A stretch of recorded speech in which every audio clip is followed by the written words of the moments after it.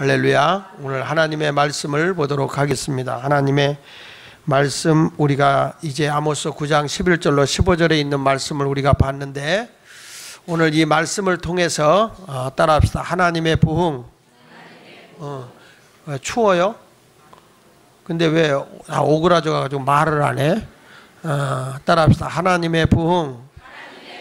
하나님의 부흥이라는 것은 하나님의 능력이 나타남을 얘기합니다. 하나님이 우리와 늘 함께함으로써 그 하나님을 통해서 나타나는 여러 가지 증거, 우리가 부흥한다라는 말을 할 때는 사람이 얼마나 모였느냐라고 하는 것이 중요한 게 아니라 하나님의 능력이, 하나님의 생명이, 하나님의 역사가 얼마나 나타나느냐 하는 것이 하나님의 부흥입니다. 오늘 아모스서 9장 11절로 15절에 있는 내용은 이스라엘 백성이 이 아모스서 전체를 보면 하나님을 믿지 않는 나라들도 서너 가지 죄로 인하여 하나님이 심판을 했다. 그러나 하나님의 말씀을 알고 하나님의 말씀대로 살아야 할 사람들이 그 말씀대로 살지 않을 때에야 얼마나 더 큰 심판이 있겠느냐. 하나님을 모르는 사람들도 하나님이 서너 가지 죄로 인하여 심판을 받았는데, 당연히 하나님의 말씀을 알고 하나님의 말씀을 들었던 너희들이 그 말씀대로 살지 못하고 죄를 범한다면 심판을 받게 된다 하면서, 결국에는 이스라엘 나라가, 유다 나라가 심판을 받게 되고 나라를 잃어버리게 되고 땅이 가시와 엉겅퀴와 재앙을 겪게 되는 거죠. 나라를 잃어버렸을 뿐만 아니라 나라가 흉년과 그 고통의 세월을 살게 되는 겁니다. 그러니까 우리가 영적으로 하나님과의 관계가 잘못되면 경제적으로도 묶여버리게 되는 거고 육체적으로도 고통이 오는 거예요. 이렇게 이스라엘 나라가 멸망하고 어려움 속에 처했던 이 나라가 너희가 하나님께 회개하고 돌아오게 될 때, 그때 내가 너희와 함께하면서 어려움이 있었던 것을 내가 다 새롭게 고쳐주겠다. 다시 말하면 하나님이 너희들에게 생명을 주겠다라고는 부흥을 얘기하고 있는 얘기예요. 그래서 오늘 여러분들에게 하나님의 약속에 대한 내용, 사람의 약속은 웅덩이의 물과 같아요. 그래서 얼마가 지나면 이 웅덩이의 물은 비가 안 오면 말라버려요. 사람의 약속은 얼마 지나면 변하고 변질되고 바뀌는 거예요. 그렇지만 하나님의 약속은 마르지 않는 샘과 같아요. 계속 하나님의 약속은 그 말씀대로 생활하게 되고 그 약속대로 생활하게 되면 그 속에서 하나님의 약속한 복이 샘같이 계속 솟아나게 돼 있어요. 그래서 오늘 말씀을 보면 하나님의 약속에 대한 얘기거든요. 너희가 회개하고 돌아와서 하나님의 뜻대로 살면 이 저주받은 땅이 축복의 땅으로 바뀌어질 것이고 불행의 자리가 행복의 자리로 변화될 것이다. 이렇게 약속하고 있는 내용이 오늘 본문의 말씀입니다. 하나님이 이스라엘 백성에게 주신 땅, 젖과 꿀이 흐르는 땅이 비옥한 땅이었거든요. 근데 하나님 앞에 죄를 범하고 나니까 그 땅이 비옥한 땅이 못하고 황무한 땅이 되는 거예요. 이렇게 황무한 땅이 됐던 이 땅이 너희가 회개하고 돌아오면 다시 기름진 땅으로 내가 바꿔주겠다. 젖과 꿀이 흐르는 땅이 돼서 거기서 밀이 나오고 보리가 나오고 포도의 열매가 나오고 무화과의 열매가 끊임없이 주렁주렁 달리도록 해주겠다라고 말씀을 하고 있습니다. 사람이요, 열심히 농사를 져서 그 수확을 거둘 때가 기쁜 거예요. 아무리 농사를 열심히 져도 흉년 들어서 수확할 게 없다, 날씨가 나빠서 수확할 것이 없다 그러면 그보다 힘든 일이 어디 있겠어요. 사람이 힘들어도요, 어떤 결과물이 좋게 나타나면 힘들지 않고 합니다.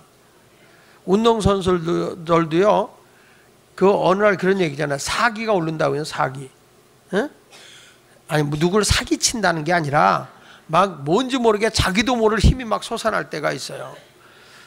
저도 이렇게 운동 시합을 할 때 보면 운동 시합에 막 이렇게 막 올라갈 때가 있어요. 흥이 나고 막 하면 멋있는 일들이 자꾸 일어나잖아요. 그러면 힘들지 않고 그 운동을 시합에서도 이깁니다. 그런데 열심히 하는데 자꾸 상대방한테 밀리고 잘 안 될 때가 있어요. 그럴 때는 희한하죠. 더 안 돼요. 안 되는 날은 더 안 돼요. 잘 되는 날은요, 더 잘 돼요. 똑같은 사람이 하는데 어느 날은 잘 되는 날이 있고 어느 날은 못 되는 날이 있어요. 평생 이 배구 프로 선수로서 배구만 하는 날이 있는 사람이 있는데 어느 날은 딱 이렇게 수비를 해도요, 공이 딱 저쪽 상대방에서 공격하잖아요. 그러면 자기 품은 정면으로 와서 손만 대도 탁탁 수비가 되는 날이 있어요. 그냥 안 해봤어도 아, 그런 날이 있는가 보다 이렇게 이해를 하세요. 정말 그래요. 근데 어느 날은 수비를 아무리 잘하려고 해도 빗맞아요. 자꾸 자기한테 안 와요. 자기 앞에서 떨어지고 잘 안 될 때가 있어요. 이상하더라고요. 자기 몸에 탁탁 맞는 날이 있고 안 맞는 날이 있어요. 우리나라 그 야구 선수였던 류현진 선수가 시합하는 날 되면 한국의 남자들은 굉장히 기대감을 갖고 봐요. 저도 류현진이가 한다 그럴 때는 예수님 기다리는 심정으로 기다려져요. 그게. 그래서 야, 오늘은 저 친구가 한국의 사람으로서 그 메이저리그에서 굉장한 거거든요. 그게. 근데 그런 곳에서 아, 이 친구가 얼마나 잘 되니까 이번에 꼭 이겨야지. 그러고서 기대감을 하다가 다른 때는 잘 던지는데 이건 1회부터 박살나는 거예요. 던지기만 하면 두들겨 맞아. 던지기만 하면. 그럴 때는 저도 안 봐요. 마음이 상해요. 그러니까 얼마 안 돼서 바뀔 때가 있어요. 근데 어느 날을 이렇게 보면 걔들이 치기만 하면 스윙이야. 쳤다 그러면 다 삼진 아웃이야 그냥. 그러고 또 걔들이 잘 쳤어요. 잘 쳤는데 수비 선수 앞으로 정면으로만 가요. 그래가지고 그때는 류현진이가 막 이기잖아요. 그러면 얼마나 신이 나요? 그때 보면 류현진이가요, 다른 때보다 진짜 공도 더 빨라요. 그 왜 그런지 아세요? 사기가 올라서 그래요. 여러분들도 은혜와 성령의 충만함에 와보세요. 이렇게 째리고 있지 않고 아멘을 잘하죠. 은혜를 더 받아보세요. 막 아멘 아멘 하고 아, 저건 나에게 주는 말씀이다 이렇게 되는 거죠. 농사를 져도 마찬가지예요. 어느 날은 농사를 져도 수확이 잘 되고 사람이 근면하게 일을수록 어떤 열매가 많이 나타나는데 어떤 때는 아무리 일해놓고 나도 그 수확의 결과가 나타나지 않으면 농민들도 힘들고 어려움이 나타나게 되는 거죠. 오늘 성경의 말씀에 하나님의 부흥이라는 건 뭐냐면 내가 노력한 것보다도 더 큰 하나님의 인도하심과 복을 채워주는 것이 하나님의 부흥이다 이 말이에요. 그래서 오늘 저는 여러분들과 함께 하나님의 부흥이라고 하는 말씀을 증거합니다. 하나님의 은혜가 여러분의 삶 속에 나타나시기를 예수 이름으로 축원합니다. 먼저 하나님께서 오늘 아모스 9장 13절에 있는 말씀을 같이 읽어보도록 하겠습니다. 자, 시작. 여호와의 말씀이니라. 보라, 날이 이를지라. 그때 파종하는 자가 곡식 추수하는 자의 뒤를 이으며 포도를 밟는 자가 씨 뿌리는 자의 뒤를 이으며 산들은 단 포도주를 흘리며 작은 산들은 녹으리라. 지금 하나님께서 영적으로 하나님의 백성에 대해서 부흥을 주겠다는 약속이에요. 그 약속을 주는데 무슨 약속을 주냐면 너도 생각하지 못한 농사 짓는 것에 대한 수확의 약속이에요. 상상할 수 없는 놀라운 하나님이 너가 농사 짓는 거에 대해서 수확을 주는데 얼마나 잘 되냐면 오늘 본문에 자, 거기 13절 다시 보면요, 이런 말이에요. 여호와의 말씀이다. 보라, 날이 이르게 되는데 하나님의 부흥의 날이 온다는 거예요. 여러분의 경제적인 부흥이도 하나님의 부흥이라는 거예요. 그때가 어느 때냐? 하나님의 부흥이 올 때에는 파종하는 자는 씨 뿌리는 자예요. 씨 뿌리는 자가 곡식을 추수한단 말이에요. 씨를 뿌렸으면 추수할 거 아닙니까? 그러니까 추수하는 자의 뒤를 이으며 포도를 밟는 자가 씨 뿌리는 자의 뒤를 이으며, 이게 무슨 얘기예요? 파종하는 자가 곡식 추수하는 자를 뒤를 잇는다고 하는 말이 무슨 얘기죠? 추수함과 동시에 농사가 또 시작되는 거예요. 얼마나 잘 되는지, 이게 추수하면 끝나는 게 아니라 추수하면서 나가면서 바로 그냥 이게 또 수확할 수 있는 걸 봐. 다시 한번 읽어보세요. 너무너무 재밌는 말 아니에요? 파종하는 자가 곡식 추수하는 자의 뒤를 이으며 포도를 밟는 자가, 이게 포도를 밟는 게 뭐냐면 포도즙 틀에 포도 농사 수확을 해가지고 지금 포도즙을 짜내는 거예요. 지금 즙틀 밟아서 이렇게 즙을 짜는, 요즘엔 기계로 짜지만. 그래서 여기 보면 포도를 밟는 자가 씨 뿌리는 자의 뒤를 잇는다는 거예요. 그러니까 자꾸 뭐냐면 씨를 뿌리면 바로 수확이 생기고, 수확이 생기면서 바로 씨를 뿌리고, 씨를 뿌리면서 바로 수확이 오고. 그러니까 이게 무슨 얘기예요? 이런 거예요. 투자해서 어떤 일을 시작하면 바로 흑자야. 예를 들면 내가 1,000원을 딱 심었더니 그 다음날 봤더니 이게 10,000원이 된 거예요. 그래서 야, 이거 빨리 주식을 팔았다. 그리고 팔아가지고 다시 투자했더니 10만 원이 되는 거야. 허허, 말귀를 못 알아듣네. 이게 무슨 말인지. 하나님의 부흥이라는 거는 우리가 상상할 수 없는 하나님의 역사가 나타난다는 거예요. 그러니까 우리 인간이 아무렇게 노력을 하려고 해도 전혀 그것이 안 되는 거예요. 그런데 희한하게 하나님이 돕는 일은 나도 상상할 수 없는 신비하고 오묘한 일들이 내 삶 속에 나타난다는 것을 말하고 있는 것입니다. 내가 거두어들이기 전에 하나님은 농사를 지을 수밖에 없도록 기경을 다시 이렇게 추수하면서 나가도록 이렇게 하나님께서 계속 이어져 나가는 거예요. 이런 얘기 있더라고요. 택시기사를 제가 지난번에 광주에서 광주인가요? 광주인가? 어딘가? 거기서 이제 KTX를 새벽차로다가 6시 10분 차에 KTX로 올라오게 돼 있었어요. 올라오고 내가 바로 이어서 이 건축 문제 때문에 아주 중요한 약속을 오전 10시 반에 10시에 돼 있었군요. 10시에 돼 있었는데 전라도 광주에서 시간이 조금 늦어요. 그래도 내가. 그래가지고 이거 조금 늦는구나. 그래서 약속을 조금 좀 늦추지만 그리고 오는데 딱 도착을 했어요. 도착을 했는데 아무리 KTX 시간표를 봐도 6시 10분 기차가 없어요. 분명히 내가 6시 10분을 봤는데 왜 없지? 그래서 제가 거기 표 파는 사람한테 왜 6시 10분 차를 내가 끊었는데 왜 6시 10분 차가 없냐? 그랬더니 그분이 나를 이렇게 보더니 이게 5시 10분이지 6시 10분입니까? 그런 거예요. 이 시간표를 보니까 5자가 6자로 이렇게 보이는 거예요. 그래가지고 시간이 몇 시 차가 있냐 그랬더니 7시 45분 차밖에 없다는 거예요. 이 큰일 났어요. 약속은 어기고요. 그래서 그러면 여기서 송정역으로 가면 몇 시 차가 있냐? 6시 45분 차가 있다는 거예요. 알았다. 그리고 택시를 타고 송정역에 갑시다. 그때 그 택시기사가 이런 말을 하는 거예요. 나 오늘 진짜 기분이 좋아요. 그래. 뭐가 기분이 좋아요? 제가요 어제 2시부터 내가 새벽 2시부터 나와서 지금 택시를 하는데 딱 내리면 손님 타고 딱 내리면 손님 타고 딱 내리면 손님 타고 지금 내리자마자 딱 탔다는 거예요. 이렇게 기분이 좋을 수가 없다고 그분이 그런 거예요. 그래서 이게 부흥이구나. 이게 어느 날은요 그분이 그러냐. 어느 날은 사람 하나 태우기 위해서 그렇게 뱅글뱅글 돌도 사람 하나 태우기가 그렇게 힘들대요.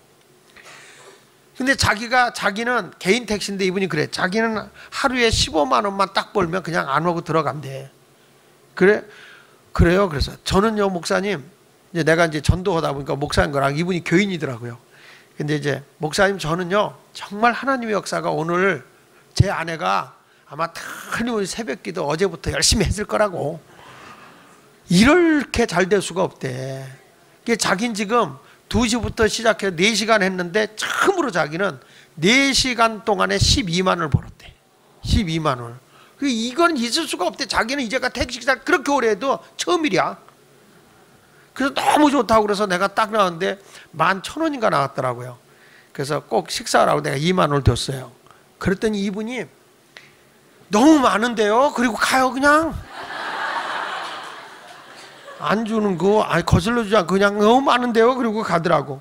근데 나는 그 말이 정말 와닿는 거예요. 하나님의 도우심이라는 것이 뭘까 생각해 보니까 내가 어떤 일이 딱 끝났나 싶으면 하나님이 이어서 또 쫓아오게 되고 또 끝났나 했더니 하나님의 도우심이 또 이어서 오고 이런 계속적인 연발적으로 하나님의 도우심이 나타나는 이것이 바로 하나님의 부흥이라고 저는 생각을 합니다. 여러분 모두에게 그런 하나님의 역사와 하나님의 부흥의 능력이 예수 안에서 나타날 수 있기를 예수 이름으로 축원을 드립니다. 자, 그래서 우리 성경에도 보면 그 한 시대에 하나님께서 부흥을 주려고 할 때 요셉에게 뭘 주냐면, 요셉에게 앞으로 이 바로왕을 통해서 애굽이라는 나라가 흉년이 들 거라는 거예요. 7년 동안 풍년이 들고 7년 동안 흉년이 들 거라고 하는 하나님의 그 계시를 누가 깨닫냐면 요셉이 깨달아요. 바로왕이 꿈을 꾼 거를 요셉이 그걸 깨달아요. 그걸 아는 순간에 요셉이 뭐냐면, 다른 사람이 흉년이 오는구나, 어려움이 오겠다, 너무 힘든 날이 오겠구나, 그걸 알면서 요셉은 오히려 풍년 때, 다른 사람이 풍년이 들 때는 내가 돈이 안 되는 거예요. 그렇잖아요? 이게 풍년이 왔을 때는 막 그가 흉년 들었을 때에 자기가 뭔가 이걸 가지고서 사업을 해가지고 크게 복을 받아야 되겠다 이런 생각이 들어서 욕을 먹으면서 전 백성들의 세금을 곡식을 많이 걷어서 비축을 하잖아요. 7년 동안 비축을 하는 동안에 세금 많이 걷는다고 불평도 많고 원망도 많았지만은, 요셉이 나중에는 결국에는 그 흉년이 그에게 뭐냐면 하나님의 도우심으로 어마어마한 애굽의 경제적 부흥을 일으켜요. 전 국민을 잘 살게 하고 전 국토에 사는 사람들이 걱정 없이 살 수 있도록 하나님께서 복을 내려주는 것을 보게 됩니다. 여기 보십시오. 창세기 41장 5절로 7절에 보니까 같이 읽어봅니다. 시작. 다시 잠이 들어 꿈을 꾸니 한 줄기에 무성하고 충실한 7 이삭이 나오고, 그 후에 또 가늘고 동풍에 마른 7 이삭이 나오더니, 그가 하는 7 이삭이 무성하고 충실한 7 이삭을 삼킨지라 바로가 깬 저 꿈에. 자, 이게 우리가 말하는 대로 하나님이 7년 풍년, 7년 흉년을 보여준 거잖아요. 근데 바로왕이 꿈을 꿨는데 이걸 깨닫는 사람은 누구예요? 요셉이에요. 꿈은 다른 사람이 꾸고 그것을 깨닫는 사람이 누구냐면 요셉이라는 거죠. 이것이 바로 하나님의 부흥을 얻을 수 있는 사람이 뭐냐면, 다 같이 현대 상황을 이렇게 보면서도 하나님의 사람들은 미래를 내다보는 거예요. 할렐루야. 저는 우리 교회가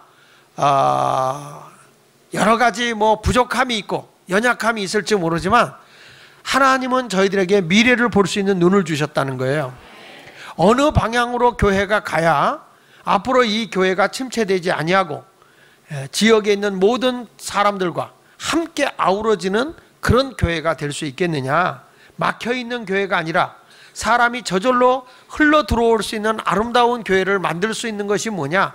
역사의 흐름 속에서 젊은이들에게 문화가 있고, 그 교회 가면 우리 아이들이 그곳에 가면 놀 수가 있고, 거기에 가면 우리가 자녀들 교육을 잘 시킬 수 있고, 아멘 안 하는 사람은 이상해.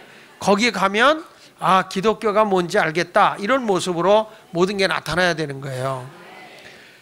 어저께 제가 이제 우리 이 교회를 다 지금 이제 이렇게 디자인하면서 하고 있는 김강 집사님이, 우리 교회가 이제 문화 공간으로 이렇게 바뀌어지면서 여러 가지 공연도 있고 뮤지컬도 하겠지만은, 우리가 예배 자체가 하나님의 아름다운 모습이 이루어져야 되는데, 그러기 위해서 목사님 그런 것만 있어서는 안 되고, 사람이 와서도 정말 이 교회 오니까 세련됐구나, 그 동네 사람이 와서 보고 싶구나 하는 게 있어야 된다는 거예요. 그건 뭘로 하냐 그랬더니, 그 집사님이 하는 얘기가, 목사님 제가 과거에 화가의 길을 걸었던 사람입니다. 근데 이 사람은 도깨비 같은 사람인 거야. 아니 당신이 자꾸 어느 때는 어디에 뭐 있어요 하는데, 도무지 당신이 뭐한 사람이냐 그랬더니, 자기가 딱 보여주면서, 목사님 제가 이게 그림 그린 겁니다. 깜짝 놀라겠던 거예요. 엄청 그림을 잘 그린 거예요. 그러면서 자기가 화가를 소개해서 한국의 유명한 화가를 통해서 우리 교회에 갤러리화 하겠다. 2층을 식당이지만 그림이 걸려서 와서 보면 그림 갤러리에 가서 이렇게 볼 수 있도록 그렇게 한번 해보겠다. 그래서 저는 잘 그러느니 그랬어요. 근데 어저께 저를 들어, 목사님 제가 화가를 목사님 소개할 테니까 좀 만나서 같이 인사하시죠. 그래서 어제 그 화가를 모시고 오셨어요. 송영희 화가라고 한국인의 서양화가 77인 중에 대상을 받은 분이시더라고요. 근데 이분이 딱 만나서 얘기를 하다 보니까 굉장히 신앙이 깊으신 분이에요. 자기 아내가, 자기 그 어머니가 자기 그림 하나 달래도 안 주는 사람이래요. 자기 자식들이 그림을 달라도 그림 한 점을 전혀 주지 않았대. 그런데 이 교회 안에 이런 갤러리화 시켜서 많은 사람이 와서 볼 수 있도록 한다 그러면은 이게 얼마나 하나님께 기쁨이 되고 하나님이 내겐 달란트를 가지고 이렇게 할 수 있느냐. 그러면서 목사님, 내 그림 가운데 정말 좋은 그림만 제가 다 이렇게 세팅 아크릴로 해가지고 교회에다가 딱 이렇게 손대죠. 교회가 건축하는데 무슨 돈이 있습니까? 제가 그것까지 해서 교회에다가 18점을 제가 내놓겠습니다. 그 돈만 해도 7, 8억이 넘을 겁니다. 그러는 거요. 그래서 그래가지고 그분하고 얘기했는데 그렇게 사람이 겸손하고 그러면서 그분이 근데 이 좋은 그림을 우리한테 이렇게, 근데 이런 얘기, 그러나 이 그림을 안 걸어 놓을 땐 제가 가져갑니다. 걸어 놓을 때는 제가 영원히 교회에다가 이렇게, 영원히 이러면 그분이 살아있을 동안까지겠죠. 근데 그렇게 쭉 제가 진열을 해 놓을 겁니다. 하나님이 이렇게 교회에다 드리면 저에게 영감을 줘서 더 좋은 그림이 나오지 않겠습니까? 그러면서 그 그림을 하면서 너무 고맙더라고요. 그림을. 그래서 독일의 유명한 화가 되신 분도 우리에게 이걸 한다, 교회에다 한다 그랬더니 지금 그림이, 큰 그림이 3점이 와 있어요, 현재. 그래가지고 그런 걸로 해서 보면 앞으로 우리 식당도요, 그냥 밥 먹는 식당이 아니라 딱 들어오면 갤러리화 돼서 밥 먹기 전에 그림을 볼 수 있는, 여러분들은 오면 저게 그림인가 그럴 수도 있어. 근데 그 그림 속에서부터 테마가 있는 그런 모습으로 지금 모든 것을 그런 식으로 지금 해서 동네 사람들에게 그 모든 팜플렛도 우리가 만들어서 다 해가지고 사람들이 수시로 여기 와서 차도 마시지만 그림도 볼 수 있는 그런 모습. 거기다가 또 부탁을 해가지고 우리 어린이들에게 적어도 그 그림 사생 대회 같은 것도 해줄 때 화백님이 오셔서 코치 좀 해주고 심사 좀 해줄 수 있어요? 그렇게 물어보니까 그런 거야. 내가 살아있는 동안에 한대요. 저는 뭔지 모르게 하나님께서 저는 돕는다 이렇게 생각을 합니다. 여러분 이렇게 하지 않거든요. 근데 하나님이 도우신다. 그러니까 나는 걱정이 많아요. 또 도둑놈을 예방해야 할 그런 사명이 또 있기 때문에 이게 보통 이게 또 고민스러운 게 아니에요. 근데 그렇지만 지역 주민들이 함께 와서도 언제든지 와도 뭔가 그 교회 가봤더니 정말 아름다움이 있구나. 그 교회 갔더니 하나님 주신 달란트가 진열이 되어 있구나. 그 교회 갔더니 많은 사람들의 재능이 발표되고 있구나. 이런 모습으로 수시로 세상에만 있는 게 아니라 하나님의 교회가 문화가 싹 트어 일어나는 그런 모습의 교회로 변화되어 갈 수 있겠다 하는 생각을 하게 됩니다. 교회도 예배당에도 올라가 보면 일반 예배당하고는 많이 다릅니다. 상당히 층도 11m 정도, 마감 층이 11m 정도 되니까 엄청나게 높은 그런 예배당인데다가 제가 들어가 봐도 상당히 웅장해 보여요. 바티칸에 온 것 같아요. 로마의 바티칸. 아니 내가 보기에 그렇다는 거예요. 괜히 또 여러분 뭐라고 그러지 마시고요. 근데 우리가 이 예배당 자체가 여러 가지 조형물 같이 되어 있어 가지고 그 예술 오는 사람들은 와서 그래요. 와서 이렇게 보고 건물 자체가 예술입니다. 이렇게 얘기해요. 그냥 일조권에 맞춰서 우린 다 했는데, 일조권에 맞추고 사선 제한에 맞춰서 꺾고 이렇게 꺾고 했는데 이게 다 전문가들이 봤을 때는 조형물의 예배당이라는 거예요. 건물 자체가. 저는 하나님이 주신 선물이라고 저는 생각을 해요. 자, 이런 것들도 이제 이 외형적인 것도 중요해요. 그러나 그보다 더 앞서서 우리 교회에 일어나야 할 일이 뭐냐 할 때 하나님의 부흥이 있어야 된다는 거예요. 하나님의 역사가 안 일어나면 그걸 통해서 뭐냐, 여기 왔더니 정말 하나님이 계심을 우리가 볼 수 있다. 여기만 오면 하나님의 능력이 나타남을 볼 수 있구나. 이런 놀라운 역사가 주 안에서 나타남을 깨닫게 됩니다. 사랑하는 여러분, 오늘 여기 성경에 있는 말씀을 보십시오. 하나가 지나가는데 수확을 하고 지나가는데 바로 씨를 뿌릴 수 있고, 씨를 뿌림과 동시에 추수할 수 있는 이런 하나님의 부흥의 약속입니다. 여러분의 삶이 그렇게 하나님의 부흥이 있었으면 좋겠어요. 내가 사업을 시작하면 바로 수확이 생기고, 수확을 하는가 싶었더니 투자를 하는데 바로 또 수확이 일어나고, 투자가 일어나면 바로 수확이 일어나는 하나님의 부흥. 영적인 것도 그렇고 육적인 것도 그렇고 하나님의 부흥의 역사가 있기를 바랍니다. 따라합시다. 우리 주님의 약속은 놀라운 수확을 제공해 주신다. 놀라운 하나님의 수확을 이루어 주신다는 거예요. 자, 아모스 9장 14절에 보십시다. 14절에 시작. 내가 내 백성 이스라엘이 사로잡힌 것을 돌이키리니 그들이 황폐한 성읍을 건축하여 거주하며 포도원들을 가꾸고 그 포도주를 마시며 과원들을 만들고 그 열매를 먹으리라. 할렐루야. 여기 보니까 내가 내 백성 이스라엘이 사로잡힌 것들을 돌이키리니, 너희가 하나님 앞에 그동안에 서너 가지 죄, 주님 앞에 잘못했던 것 때문에 너희가 이제 회개하고 돌아오면 황폐한 성읍을 다시 너희가 이 하나님께 돌아올 때 하나님이 돌이켜준다는 거예요. 그래서 황폐한 성읍이 그동안에 하나님의 부흥이 없음으로 인해서 폐허가 됐던 여기가 하나님의 성읍이 이제는 활성화가 되어서 사람이 거하게 되고, 그 사람이 거하는 거기에 포도원을 가꾸고 그 포도주를 마시며 과원들을 만들고 그 열매를 먹으려 하는 거 보니까 하나님께서 폐허가 됐던 땅을 굉장히 행복하게 풍성하게 해줌을 보여주고 있어요. 여러분, 하나님의 약속은 약속으로 끝나지 않아요. 반드시 거기에 수확이 따라온다는 거예요. 믿으시면 아멘 하십시다. 그러니까 막연하게 우리가 이 예수마을교회가 뭐 한다 해서 막연하게 하는 게 아니라 이렇게 한다 그러는데 희한하게 하나님이 그런 사람을 붙여준다는 거죠. 따라오게 한다는 거죠. 그런 것들이 이루어지지 않으면 이게 뭐 사람의 말로다가 끝나버리고 말잖아요. 근데 변화가 일어난단 말이에요. 새로운 역사가 임한다는 거예요. 할렐루야. 그러니까 진정한 하나님의 부흥이 뭐냐? 진정한 부흥이 뭐냐? 하나님이 함께 하셔서 열매를 거둔다는 거예요. 저는 개인적으로도 마찬가지예요. 하나님의 부흥을 보면 그 사람이 가는 곳마다 형통하게 돼요. 저는 개인적으로 볼 때 가장 성경에서 하나님의 부흥을 경험하며 행복한 삶을 산 사람이 있다 그러면 누굴까라고 생각하면 이삭이에요. 이삭은 하나님이 흉년든 땅에 그냥 있으라고 그랬어요. 이 땅에 그대로 있으라. 흉년든 땅에서 옮기려고 하지 마라. 내가 너와 함께 할 테니까 그 땅에 그대로 거해라 그랬어요. 이삭은 그 땅에 그대로 거했어요. 흉년 들었지만 살기는 힘들었어요. 그래도 거기 있어라 그랬어요. 거기 있어라. 그냥 뭐 힘들다고 여기 도망가고 절로 도망가지 말고 그냥 거기 있어. 뿌리 내리고 있어라 이런 얘기예요. 그랬더니 창세기 26장 12절로 13절에 보니까, 자 보세요. 이삭이 그 땅에서, 그 땅이 어느 땅이에요? 흉년이 들었던 땅이에요. 그 땅에서, 흉년의 땅에서 농사하여 그 해에 100배나 얻었고, 누가 복을 주셨어요? 여호와께서 복을 주심으로 그 사람이 창대하고 왕성하여 마침내 뭐가 됐다고요? 여러분, 모든 사람이 못 살겠다, 죽겠다, 흉년된 땅에서 절절절절 매고 있었어요.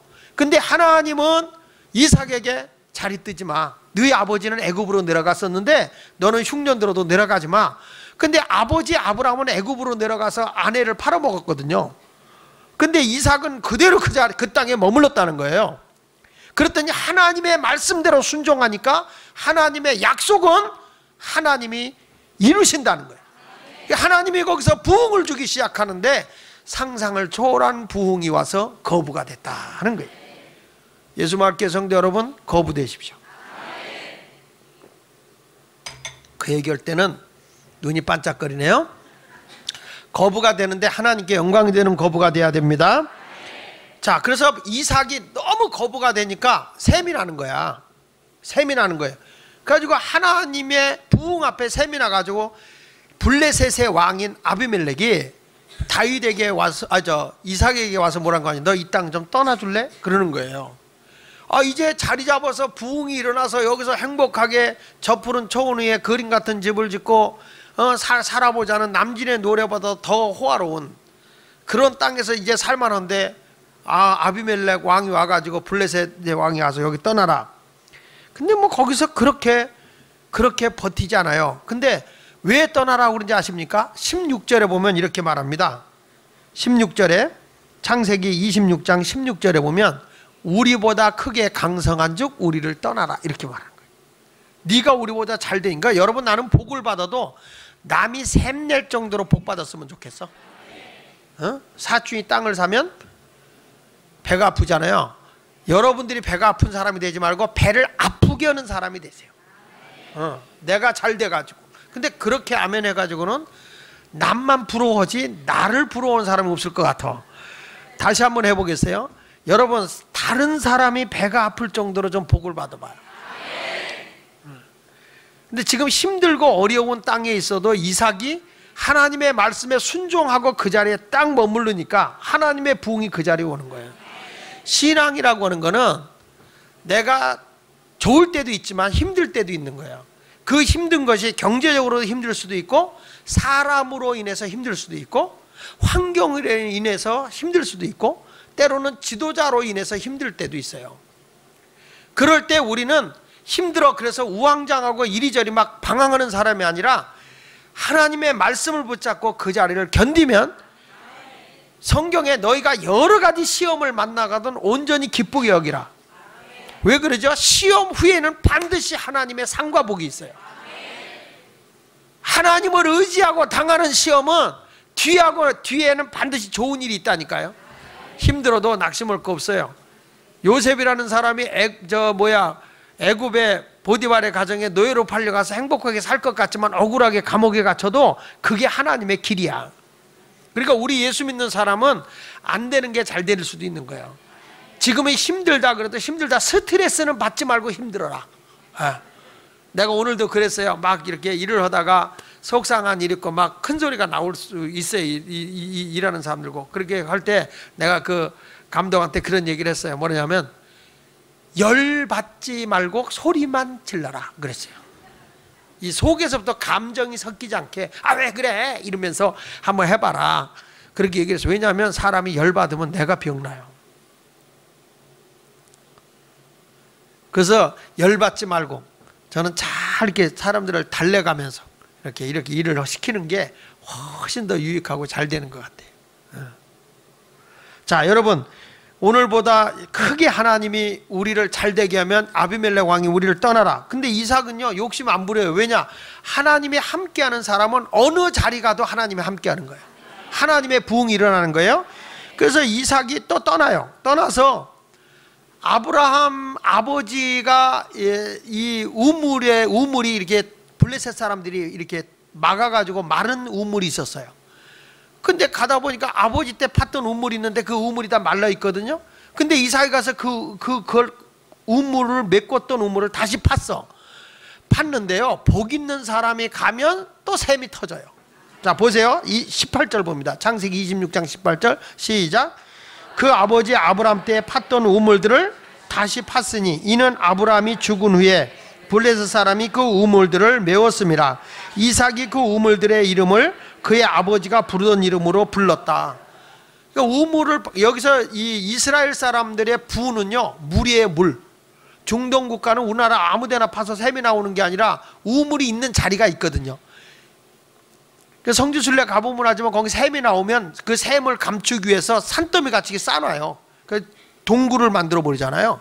그 속에 들어가서 물을 몰래 이고 나오는 거예요. 그 정도로 샘이 귀한 나라거든요. 근데 다른 사람은 샘이 없는데 희한하게 이삭이 가서 딱 파잖아? 그러면 샘이 콜콜콜콜콜콜. 아멘하는 사람만 터질지어다. 다른 사람이 아무리 사업을 해도 안 열려요. 근데 내가 가서 사업에 딱 손을 대니까 콜콜콜콜 터져나. 이것이 뭐냐면 내가 능력이 있어서가 아니라 하나님이 함께 해주는 하나님의 부흥이 있을 때 이게 가능하다. 자, 그러니까 또 와가지고 블레셋 목자들이, 그랄 목자들이 와가지고 그 우물을 막 메꿔버리는 거예요. 또 이게 샘을 내가지고 떠나라. 그러니까 또 이삭이요, 알았어. 그리고 떠나요. 가지고 딴 데로 가서 또 우물을 파요. 그러니까 이삭이 가서 손만 대면 샘이 터져 나오네. 따라합시다. 손만 대면 잘 되는 사람. 누구? 이삭. 뭘 나요 나는. 참 웃겨. 이 동네는 이삭이 손만 대면 샘이 터지잖아요. 그렇죠? 다시 한번, 손만 대면 잘 되는 사람 이삭. 그런 사람이 누가 됐으면 좋겠어요? 그때 그래. 그때 개뿔도 웃으면서 그냥 나 그러지 말고요. 원래 개는 뿔이 없습니다만은. 그러니까 이삭이 손만 대면. 근데 요것이 성경의 신명기 28장 8절에 있는 말씀이거든요. 신명기 28장 8절에 뭐라고 말씀하죠? 성경에 보니까 우리 하나님께서는 내 창고와 내 손으로 하는 모든 일에 복을 주신다 그랬잖아요. 내 손으로 하는 일에 복을 준다. 그러니까 이삭이 가는 것에 손만 대면 되는 게 이게 하나님의 부흥인 거예요. 그래서 거기서 떠나서 창세기 26장 21절에 보면 이런 말씀이 나옵니다. 시작. 또 다른 우물을 팠더니 그들이 또 다툼으로 그 이름을 뭐라고 했어요? 먼저는 에색이라고 그랬는데 이번에 또 가서 얘가 떠내라. 그래가지고 그랄 목자들이 또 괴롭히는 거야. 그래가지고 그냥 거기 주고 안 싸워요. 다윗은 안 싸워. 그래 갖고 가져라. 그리고 이제 나와요. 참 난 이게요, 남의 얘기니까 쉽죠.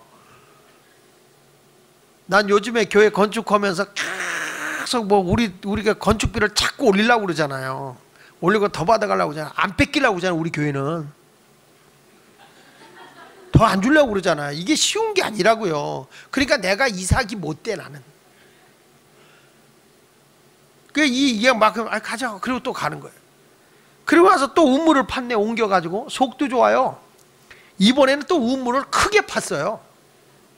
또 뺏길지도 모르는데 그러다 조그만 거 숨겨놔야지. 이게 아니야. 이삭은 그래 가져. 그리고 또 떠나. 가져. 그리고 또 떠나. 가져. 그리고 떠나. 그럼 이번에 더 크게 파. 자 보세요. 창세기 26장 22절에 보면 이거 내 얘기가 아니야. 성경이지. 시작. 이삭이 거기서 옮겨 다른 우물을 팠더니 그들이 다투지 아니하여서 그 이름을 넣어보시라 하여 이르되 이제는 여호와께 우리를 위하여 넓게 하셨으니 이 땅에서 우리가 번성하리로다. 너무 이삭이 하는 것마다 잘 되니까 손을 못 대. 점점 더 뺏긴 것 같은데 더 잘 돼. 주고 왔는데 더 커져. 하나님은 이런 멋쟁이세요. 그러니까 하나님의 사람들은요, 남이 못 따라와요. 믿으시면 아멘. 거기 보세요. 그리고 나서 이삭이 여기보다 더 더운 데로 가다. 그래서 어디로 가냐면 브엘세바로 가요. 성경에 창세기 26장 25절에 보면 시작. 이삭이 그곳 제단을 쌓고 브엘세바에 가서 제단을 쌓고 여호와의 이름을 부르며 거기에 장막을 쳤더니 이삭의 종들이 거기서도 뭘 팠어? 그러니까 희한하죠. 이삭이 우물 파서 샘이 터져 나왔더니 잘 되잖아요. 근데 종들이 파니까 그들도 잘 돼. 그러니까 이 잘 되는 사람 옆에 가야 잘 되는 거예요. 어떤 사람은요 꼭 말아먹을 사람만 쫓아다니는 사람이, 어떤 사람은 가기만 하면 잘 되게 할 사람이 있고요. 여러분은 어떤 사람이죠? 잘 되는 사람만 따라 붙을 줄 믿습니다. 어떤 사람은 투자를 해도 돈 띠낄 때다만 투자해요. 누가 안 된다 안 되는 줄 알면서 조금만 도와주면 돼요, 조금만 도와주면 돼요. 그래서 남의 돈 끌어다가 도와줘. 다 띠껴. 우리 권사님 한 분도 동생이 뭐 사업을 한다고 뭐 건축한다고 다 자기 퇴직금 해가지고 우리 권사님 다 거기다 넣어가지고 그것까지도, 그러니까 내 아들까지도 지금 힘들잖아. 거기다 투자해. 그래가지고 지난번에 올라오셔가지고 그러더라고. 목사님 이제 내 동생이 옥에서 나왔는데 잘 모든 게 풀려지도록 기도해 주세요 그러더라고. 그러니까 투자를 해도 되는 데다가 투자를 해야 되는데 넣으면 말라버려. 이거 안 되는 거예요. 여러분들은 넣었다 그러면 샘이 콱콱 마중물이 돼가지고 막 마중물이 돼 콱콱 할 때 이게 뭐냐면 하나님의 부흥인 거예요. 그러니까 모든 것을 기도하고 하나님 뜻에 맞게끔 하면 우리 하나님의 부흥을 이루게 하실 줄로 믿습니다. 난 예수마을교회에 속해 있는 성도들이 특별히 오늘 심야기도 오신 분들만 또 아멘이요. 나를 통해서 다른 사람까지요. 속으로 그래죠. 그래가지고 여러분이 손을 대는 것마다 이렇게 부흥이 되어지는 역사가 있기를 바랍니다. 자, 이것을 누가 봤냐면 이삭을 쫓아냈던 블레셋 왕 아비멜렉이 본 거예요. 이삭을 쫓아냈는데 자꾸 다른 데로 몰아내는데 가는 데마다 잘 되는 거예요. 그 자기도 보잖아요. 자기도 눈은 괜히 두 개 달렸나? 그 보인단 말이야. 그래가지고 아비멜렉이 그 친구 아우삭과 군대 장관 비고를 거닐고 함께 이삭에게 찾아갑니다. 이삭에게 찾아가서 뭐라고 하니, 너에게 하나님이 함께함으로 내가 복을 받는 걸 내가 봤다. 그러니까 이제 우리 다투지 말고, 너 이제 우리가 해를 안 입히고 그냥 우물은 뺏었지만 너 그거 내보냈으니까 하나님이 너와 함께함을 봤으면 우리 이제 화친하게 지내자, 화목하게 하자. 그래서 이삭이 그들에게 대접을 융성하게 대접을 하고 화목하게 돼요. 자, 우리 볼까요? 창세기 26장 28절 29절에 보면 시작. 그들이 이르되 여호와께서 너와 함께 계심을 우리가 분명히 뭐 했다고요? 이게 부흥인 거야. 내가 어디를 가더라도 누가 지금 함께하고 계세요? 하나님이 함께하고 계시잖아요. 이게 하나님의 부흥이잖아요. 그러니까 이게 함께하심으로 우리가 분명히 보았으므로 우리의 사이고 우리와 너 사이에 맹세하여 너와 계약을 맺으라 말하였노라. 너는 우리를 뭐하지 말라? 해하지 말라. 이는 우리가 너를 범하지 아니하고 선한 일만 내게 행하여. 아이고, 선한 일만 행했대. 남의 우물 다 메꿔놓고. 그래도 지가 잘못한 걸 모른다니까요. 이게 악의 사람들의 특징이요. 세상 사람들은 그게 당연한 거예요. 남을 괴롭히는 게. 그러니까 여러분 괴롭히고 남을 뜯어먹는 사람 만나거든. 너희들은 그게 당연한 거다 이렇게 생각하면 열받을 이유가 없어요. 그 열받지 말고 사세요. 그러면서 보는 거니 다 이제 선한 일만 내게 행하여서 내가 평안히 가게 하였음이니라. 다 같이 이제 너는 여호와께 복을 받은 자니라. 누가 고백을 한 거예요? 이거 답은 아비멜렉이요. 누가 이걸 고백한 거예요? 아비멜렉 왕이 고백. 블레셋 나라의 왕인 아비멜렉이 얘기한 거예요. 너는 정말 하나님이 함께해서 하나님께 너는 복을 받은 사람이다. 믿어지면 아멘 하세요. 그러니까 복을 받은 거가 대단하구나, 놀랍구나, 이렇게 생각하는 거죠. 여러분 이제부터 하나님이 함께하는 부흥의 역사가 있기를 축원합니다. 그러므로 주와 같이 길 가는 거 1절만 한번 박수 치면서 불러봅시다. 주와 같이 길 가는 거 중요해요.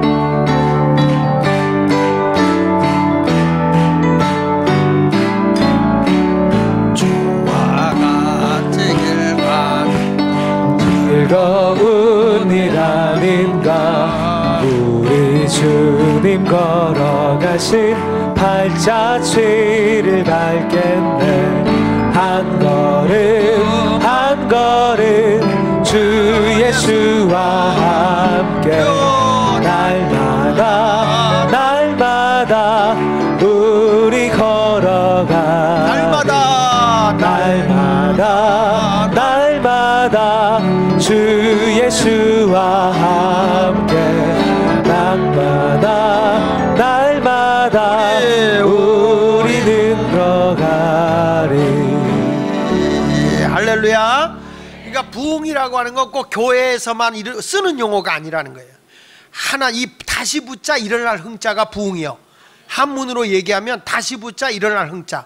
하나님의 역사와 하나님의 도우심이 다시금 우리에게 일어난다, 이런 말이거든요. 그러니까 여러분 보세요. 개인에게도 하나님의 부흥이 일어나야 돼. 명건아, 아버지하고 같이 자냐? 하나님의 부흥이 우리의 생활 속에 함께 일어나야 되는데, 자, 그 개인적으로 또 보면 요셉이라는 사람도 하나님의 부흥이 일어나서 형통하는 거예요. 성경 말씀 창세기 39장 2절에 있는 말씀에 보니까 시작. 여호와께서 요셉과 함께 하심으로 그가 형통한 자가 되어 그의 주인 애굽 사람의 집에 있다. 자, 요셉이 아버지의 사랑을 많이 받아서 아버지의 집에 있을 때는 부족함이 없었어요. 그런데 형님들의 미움을 받아서 보디발의 가정으로 머슴으로 팔려가서 머슴물 생활하는 거예요. 근데 머슴물 생활을 하지만은 요셉과 하나님이 함께함으로 형통하대요. 좋지요? 자, 좋아요? 예? 진짜요? 그럼 여러분 부모 사랑 그렇게 받다가 남의 가정부로 가서 일하는 거 좋지요? 식모 생활하는 거 좋죠? 하나님이 함께해서 형통하는데? 이게요, 잘 보세요. 요셉이라는 사람이 갑자기 최고의 대접을 받던 자기 집에서 졸지에 남의 집 머슴으로 팔려간 거예요. 근데 거기서 하나님이 함께함으로 형통했다 그러니까 아멘 그러는데, 여러분이 만약 그렇다면 아멘이 나오겠어요? 하나님 가엾은 나를 왜 여기를 보내셨나요? 이러고 앉았겠죠. 그런데 우리가 하나님의 형통이라는 것은 갑자기 좋은 세계를 바라보는 게 아니라 지금 내가 낮은 자리, 힘든 자리, 어려운 자리 속에서도 하나님이 나와 함께 한다는 자체가 부흥이라는 거예요. 그 속에서 하나님을 찾아야 되는 거예요. 무엇인가 큰 거를 얻었을 때만 형통이 아니라는 거예요. 갑자기 여러분이 낮은 자리로 갈 수 있어요. 내가 지금 아주 중병의 자리로 떨어질 수도 있어요. 그러나 그런 자리에 내려갔을 때라도 하나님이 나와 함께 하심을 믿고 움직이는 것이 형통이라는 거예요. 할렐루야. 오늘도 제가 우리 교회 장경순 권사님이 그 걷지를 못해요. 몸이 아파져 가지고. 걷지를 못해서 신방을 갔는데 신방을 가서 예배를 드리고 그 자리에서 제가 이렇게 세웠어요. 이렇게 세워서 주께서 고쳐줌을 믿고 걸어. 그래서 방에서 막 걷게 했어요. 이렇게 앉지도 못하던 사람이 일어나 앉은 거예요. 이렇게 앉고. 그래서 이제 걸을 줄 믿어. 그랬더니 그렇게 돼야 되겠죠? 믿으라니까. 여러분, 내가 지금 그 권사님은 유일하게 나를 안을 수 있는 여자, 유일하게 나를 예배 끝나면 나를 끌어안는 여자가 제 안사람 외에 유일한 그 여인이었어요. 이분이 그냥 온몸이 그 암이 다 전이가 돼 있어가지고 걷지도 못하던 죽는다고 했던 분이 지금 기적적으로 하나님의 은혜로 일어났잖아요. 이분이 그냥 그게 감사해서 나만 보면 괜찮아요. 여러분, 70이 넘은 분이라 나 안 와도 괜찮아. 너무 이렇게 뭐 세대기 하는 거 아니에요. 목사님 하고 오늘도 내가 가니까 얼마나 반가워하는지. 그래서 내가 그랬어요. 나를 안을 수 있는 여인인데 왜 안 나오냐고 내가 그렇게 얘기하기도 했는데, 근데 그 자리에서도 주님의 은혜를 찾고 아버지 찾는 거예요. 이게 여러분, 이게 그리스도인의 형통인 거야. 내가 낮은 자리에 어려운 자리에서 원망하고 불평하고 있는 게 아니라 하나님이 그 자리 속에서 나와 함께 하심을 믿을 수 있는 것이 중요해요. 믿으십니까? 목사님, 내가 걷지를 못해서 교회를 못 갔어요. 목사님 오셨으니까 감사합니다. 그리고 그 자리에서 하나님께 감사하고 그 자리에서 11조 못 드렸던 거 11조 드리고 그러면서 기도를 받으시더라고요.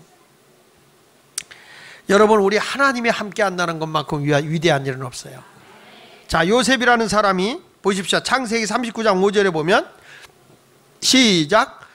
그가 요셉에게 자기의 집과 그의 모든 소유물을 주관하게. 그가 누구냐면 보디발입니다. 보디발, 그 주인이죠. 주인이 요셉에게 자기 집과 그 모든 소유물을 주관하게 한 때부터 여호와께서 누구를 위하여?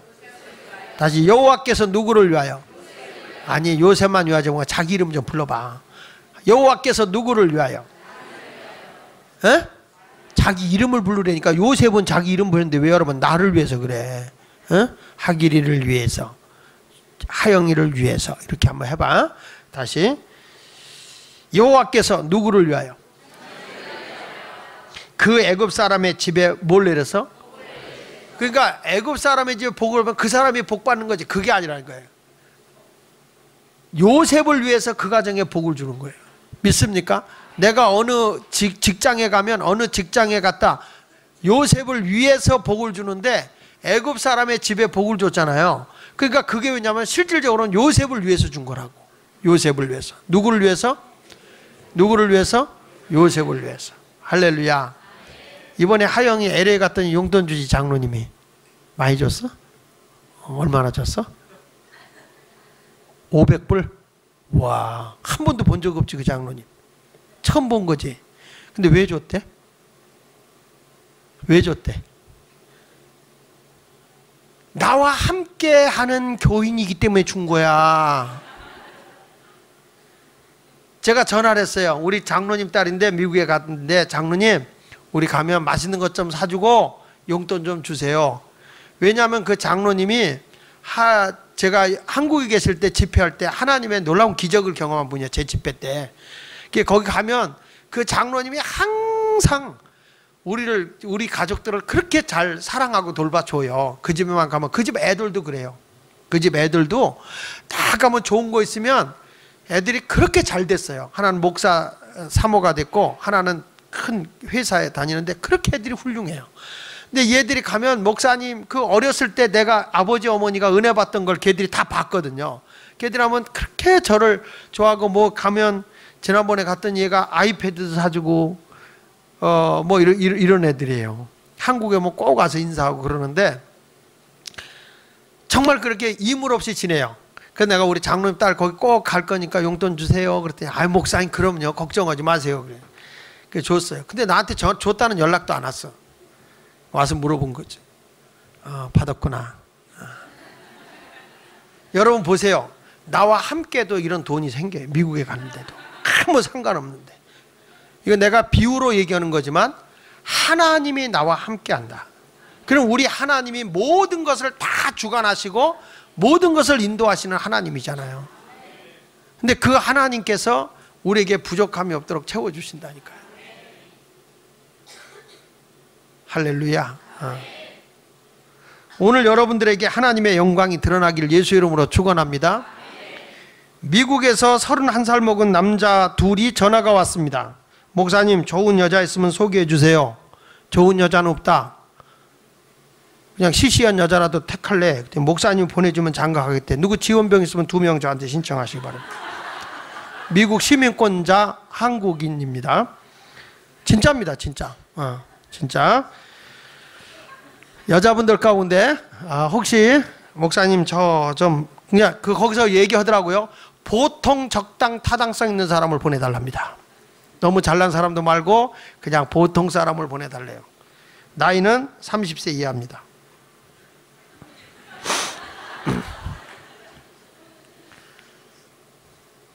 자, 여기 여러분 보십시오. 누구와 함께 하느냐에 따라서 달라지는데 요셉을 위하여 하나님의 복이 임하게 된다. 자, 그래서 나는 여러분들을 위해서 하나님이 복을 줬으면 좋겠어요. 뭐든 가는 데마다 하나님이 잘 되는, 얘들이 은혜 받을 생각하는 거 내가 갈까 그러고 자꾸 하는데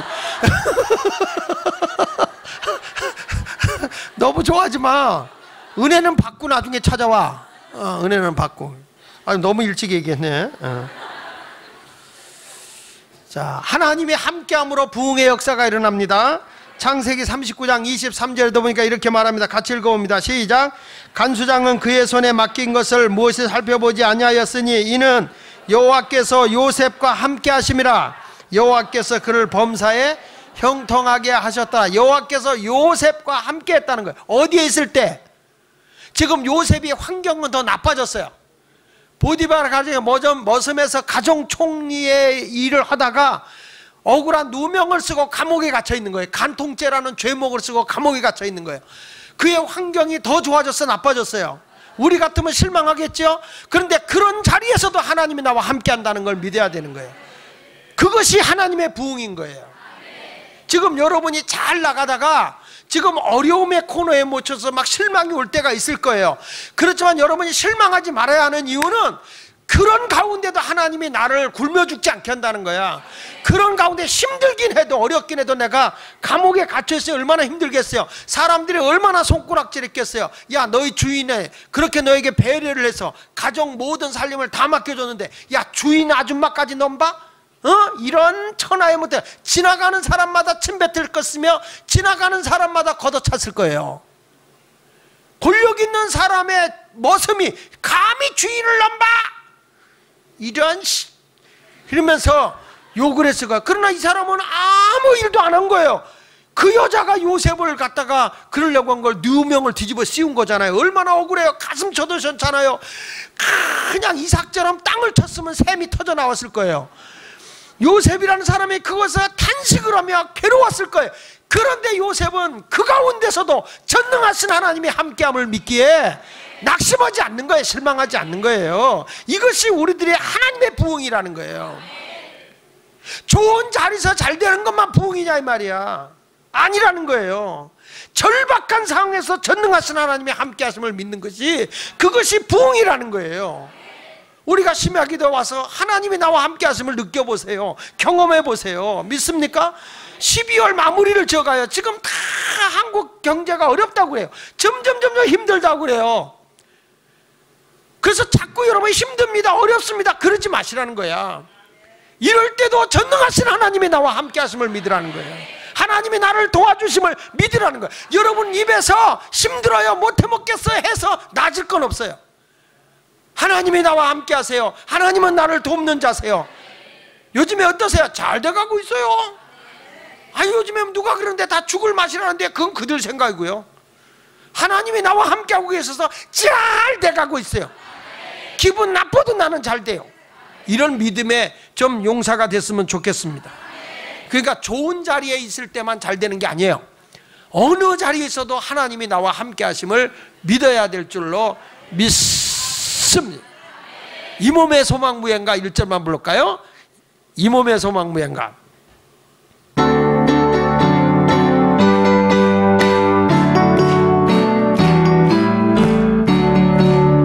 이 몸의 소망 무행가, 이 몸의 소망 무엔가 우리 주 예수뿐이세.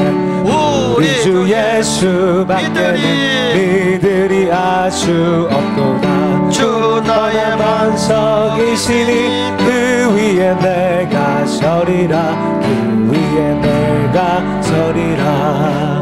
할렐루야. 자, 여기 보니까 하나님께 이렇게 말합니다. 하나님이 함께하는 부흥은 이런 거예요. 아모스 9장 14절에도 보니까 이렇게 말합니다. 아모스 9장 14절에 내가 시작. 내가 내 백성 이스라엘이 사로잡힌 것을 돌이키리니 그들이 황폐한 성읍을 건축하여 거주하며 포도원들을 가꾸고 그 포도주를 마시며 과원들을 만들고 그 열매를 먹으리라. 내 백성 이스라엘이 그동안에 포로로 사로잡히고 어려움 속에 살아왔지만 지금까지 살아가는 성읍이 다 황폐하고 폐허가 됐지만 하나님의 부흥이 왔다. 너희에게 내가 함께 해준다. 그래서 이제부터는 성읍을 건축하게 되고 그곳에 살만 나고 농사 짓는 곳마다 열매가 주렁주렁 맺어지고 그냥 과수원밭이 열매가 주렁주렁 열려져서 어마어마하게 먹게 될 것이라는 거예요.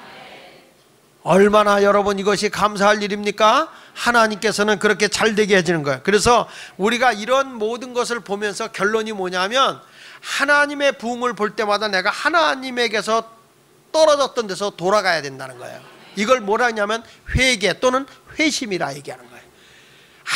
내가 하나님을 떠나서 내 멋대로 살던 데서 이 어려움 속에 처했던 내가 주여 내가 잘못했어요. 그리고 주님에게로 돌아오게 되는 거예요. 하나님이 함께 하는 것만이 살 길인 걸 알게 되는 거죠. 우리 주님을 등지고 가게 되면 얼마나 불행한 겁니까? 그런데 그 주님과 함께 하는 것이 하나님의 부흥이니까 그 돌이켜 오는 거죠. 자, 이렇게 돌이켜 오니까 아모스 9장 11절에 이렇게 말하는 겁니다. 자, 보세요. 시작. 그날에 내가 다윗의 무너진 장막을 뭐하고 일으키고 그것들을 틈을 막으며 허물어진 것을 일으켜서 옛적과 같이 생각 무너졌던 것이 다 일어나게 한다는 거죠. 저는 성경을 보면요 하나님의 부흥을 경험하지 못해서 병들고 가난하고 고통 속에 귀신에게 붙들린 자들이 우리 주님이 함께함으로써 하나님의 부흥이 오니까 다 귀신이 떠나가게 되고 여기 있는 것처럼 그냥 무너져 있는 사람을 하나님이 이렇게 세우는 거예요. 그러니까 첫 번째로 안진뱅이가 있던 사람을 이렇게 세우잖아요. 하나님이 사도행전 3장 1절 이하에 보니까 태어나면서부터 안진뱅이였던 사람을 하나님이 이렇게 세우는 거예요. 아멘. 그러니까 어떤 역사가 일어나요? 하나님의 막 역사가 강하게 일어나는 거예요. 뭐대로 하나님의 말씀대로 막 저들이 살아가는 거예요. 말씀대로 살아가니까 하나님의 부흥이 점점 강하게 되는 거예요. 자, 성경 말씀 사도행전 6장 7절에 보면 이렇게 말씀합니다. 시작. 하나님의 말씀이 점점 왕성하여 예루살렘에 있는 제자의 수가 더 심히 많아지고 허다한 제사장의 무리도 이 도에 복종하니라. 믿으시면 아멘. 그러니까 예수마을교회에 왔더니 뭐가 있느냐? 야, 그 교회는 볼 것도 많고 뭐도 많다. 이거 아무 소용없어. 그거는 액세서리야. 교회는 뭐가 왕성해야 되냐? 하나님의 말씀이 점점 왕성해야 되는 거야.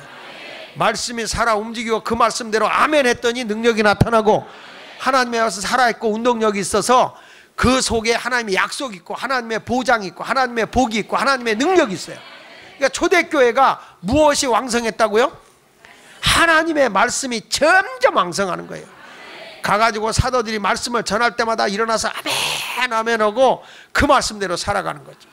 예수마을교회가 부흥될 게 뭘까요? 말씀 몇 개 더 있어요. 하나님 말씀. 인물이 잘나서 부흥되겠어요? 뭐가 잘돼서 부흥되겠어요? 그런데 여러분들의 그 열정 있는 신앙을 통해서 하나님의 부흥이 올 걸 저는 믿습니다. 하나님의 말씀이 왕성하니까 보세요. 사도행전 10장 38절에 보면 하나님의 부흥이 이렇게 나타나요. 시작. 하나님이 나사렛 예수에게 성령과 능력을 기름 붓어 다셨음에 그가 두루 다니며 선한 일을 행이시고 마귀에게 눌린 모든 사람을 고치셨으니 이는 누가 함께 하셨다? 하나님이 함께. 이게 하나님의 부흥인 거예요. 내가 병들어서도 하나님이 함께 해준다니까요. 여러분 실패한 자리 있어도 전능하신 하나님 아버지가 나와 함께 하신다니까요. 그러면 하나님의 희한한 능력이 나타나더라고요. 사도행전 19장 11절로 12절을 한번 읽어보세요. 시작. 하나님이 바울의 손으로 놀라운 능력을 행하게 하시니 심지어 사람들이 바울의 몸에서 손수건이나 앞치마를 가져다가 병든 사람에게 얹으면 그 병이 떠나고 악기도 나가더라 할 때 여러분 귀신이 싹 나갈 거야. 여러분, 바울에게 하나님이 희한한 능력을 줬어요. 놀라운 능력을 줬어요. 손을 이렇게 들어봐요. 주여 내 손에도 놀라운 능력을 주시옵소서. 시작.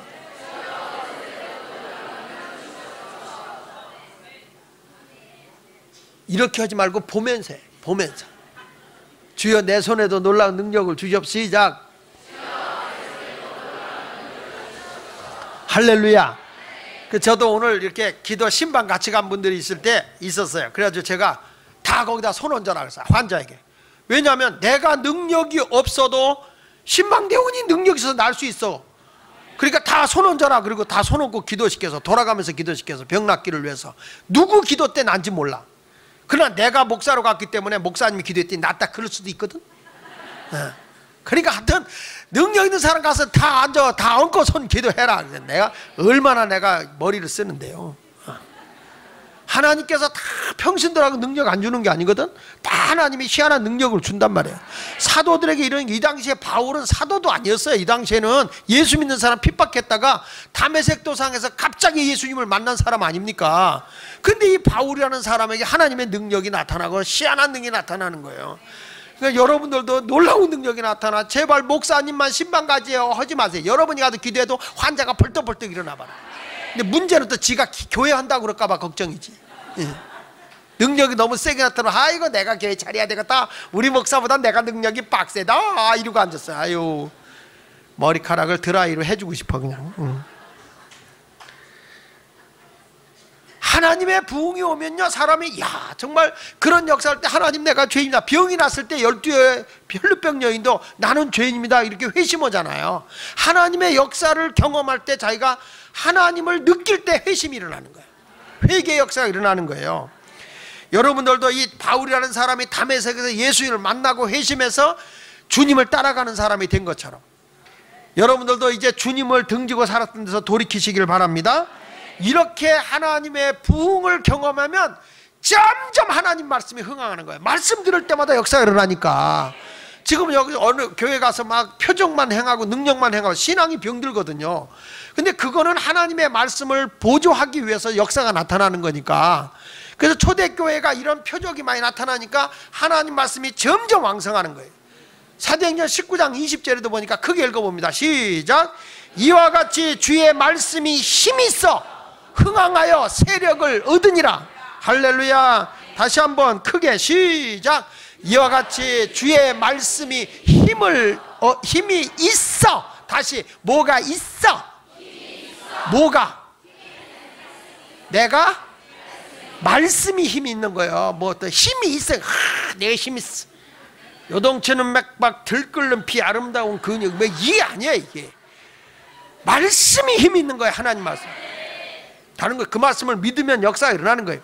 말씀에 힘이 있어 흥황하여. 흥황이라는 게 뭐죠? 크게 일어난다 그 말이에요. 흥황이란 말은 크랑자야. 일어날 흥자고 크게 일어나는 거야. 크게. 아, 우리 예수마을교회가 이제는 크게 하나님 역사예요. 잘 달리는 말은요 한 발짝 뒤로 물러갔다 뜁니다. 나는 기대를 가지고 크리스마스 때 막 했는데 날씨가 이게 도와주질 않네요. 내가 기도해야 하라고 했죠. 저여 영하로 떨어지지 않게다. 이 물공사를 못해. 그래서 오늘 저기 공정회의를 하는데 보니까 아 이거 뭐 1월 중순까지 가야 되겠습니다. 또 이러네. 그래서 우리 여기서 나는 지금 고민이 생겼어요. 주여 송구영신 예배를 어떻게 드려야 됩니까? 지금 문제예요. 그래서 1, 2부로 하려고 그래. 송구 예배 1부, 2부 예배 신년 예배 그 다음날 이렇게 하나님의 역사하신 가운데에서 얼마나 하나님이 우리에게 큰 부흥을 주려고. 잘 달리는 말은요 원래 뒤로 몇 발짝 물러났다가 뛰어나가더라고. 이게 못 달리는 말이 꼭 먼저 나가 이러는 거지. 잘 달리는 말은 뒤로 하다가 하면서